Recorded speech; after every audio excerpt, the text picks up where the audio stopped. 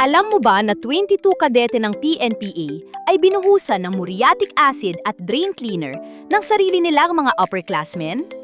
Nangyari to noong Good Friday, April 3, sa loob mismo ng Philippine National Police Academy. 3 upperclassmen ang nagsagawa ng hazing. Nahuli na silang 3. Ginamit nila muriatic acid at drain cleaner, ibinuhos sa iba't ibang parte ng katawan ng mga baguhan. 22 baguhan ang nasugatan. May mga burns sa balat.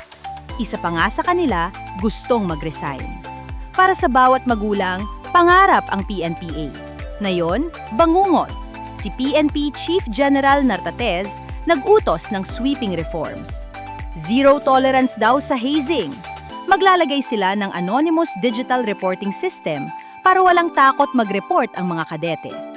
Sakop to ng Republic Act 11053, ang Anti-Hazing Act of 2018. Pwede silang ma-expel at makulong ng habang buhay. 7 John Does pa ang hinahabol, pati tactical officer na nag-supervise, tinanggal na sa pwesto. Pero ilang beses na ba nangyari ito sa PNPA?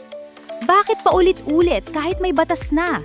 Ikaw, papayagan mo pa bang mag-PNPA ang anak mo matapos ito?